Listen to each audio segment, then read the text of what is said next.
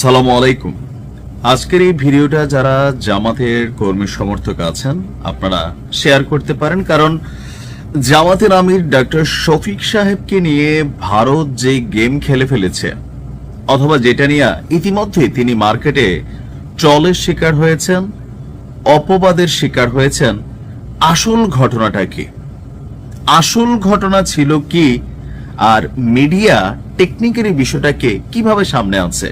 আসলে যত পেস লাগাইছে ভারত এবং রয়টার্সের প্রতিবেদন, আর সেখান থেকে আমাদের মিডিয়া নিউজটাকে কিভাবে পিক করেছে, ঘটছিল কি আর প্রকাশ হইল কি। তবে একটা জায়গায় ডাক্তার শফিক সাহেবের দায়বদ্ধতা আছে যে তিনি মেইন বিষয়টা ভারতের কথায় গোপন করছিলেন।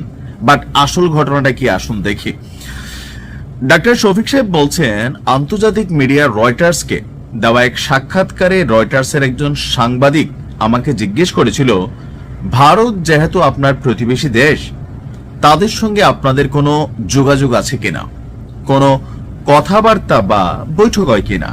স্বাভাবিকভাবে আওয়ামী লীগ সরকার পতনের পর বাংলাদেশের রাষ্ট্র ক্ষমতায় কারা আসছে এই বিষয়টা অবজারভেশন করছে ভারত।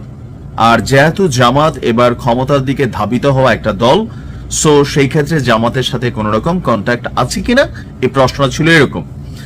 তখন জামাতের আমির বলছিলেন যে গত বছরের মাঝামাঝি সময়ে আমি অসুস্থ হওয়ার পর চিকিৎসা শেষে যখন বাসায় ফিরি, তখন দেশ বিদেশের অনেকেই আমার সঙ্গে সাক্ষাৎ করতে এসেছিলেন।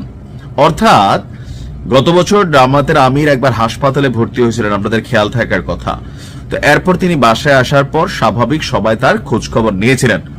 অন্যান্য দেশের সম্মানিত কূটনীতিক বৃন্দ যেমন এসেছেন, তেমনি ভারতেরও তখন দুইজন কূটনীতিক আমাকে দেখতে আমার বাসায় এসেছিল। অর্থাৎ আমরা দেখলাম গোপন বৈঠক, গোপন শব্দগুলা। এখন ডাক্তার শফিক সাহেব তো বলছেন ভিন্ন কথা, যে উনি যখন অসুস্থ ছিলেন বাসায় আসছেন, স্বাভাবিকভাবে আমি অসুস্থ মানুষ, আমাকে দেখতে আসতেই পারে। তো এখন আমার বাসায় দুজন ভারতের কূটনীতিক লোক আসলো, অন্যান্যদের মতো তাদের সঙ্গেও আমার কথা হয়েছে। অর্থাৎ এখানে স্পেসিফিক আলাদা কোনো গোপন বৈঠক ঘটে নাই। এখানে যেটা হয়েছে স্বাভাবিকভাবে তারা আসছে আর কথা হয়েছে।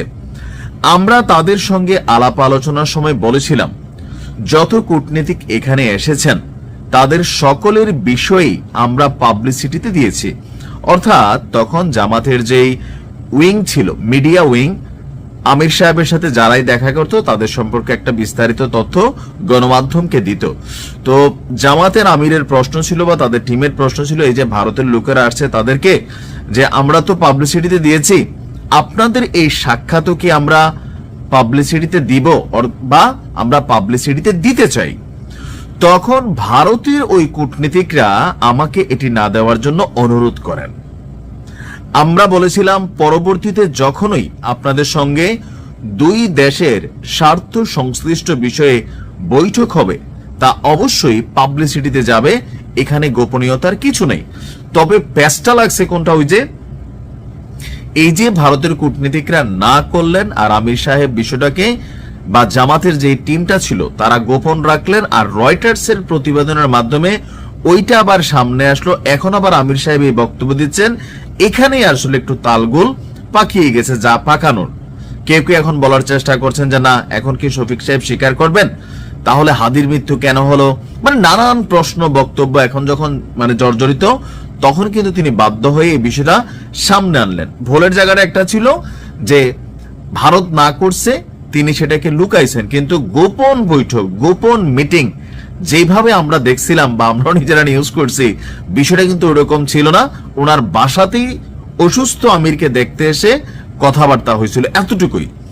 তারপর তিনি বলছেন যে আমি বিস্মিত যে আমাদের কিছু দেশীয় মিডিয়া ভারতের সঙ্গে জামাত আমিরের গোপন বৈঠক হয়েছে বলে যে সংবাদ পরিবেশন করেছে, আমি এই ধরনের সংবাদের তীব্র নিন্দা জানাই এবং ভবিষ্যতে প্রকৃত বিষয় না জেনে এমন বিভ্রান্তিকর সংবাদ পরিবেশন করা থেকে বিরত থাকার জন্য সবাইকে অনুরোধ জানাচ্ছি। তো ওনার এই বক্তব্যের পরে অনেকেই ওনাকে যেমন ধন্যবাদ দিয়েছেন, অনেকে আবার সেখানে সমালোচনা করছেন। বাট আমার কাছে মনে হয় দিন শেষে তিনি বিষয়টা পরিষ্কার করে দিয়েছেন, যার যেভাবে ইচ্ছা সেইভাবে বোঝেন, এটা আপনার ব্যক্তি ইচ্ছা। ভালো থাকুন। আসসালামু আলাইকুম।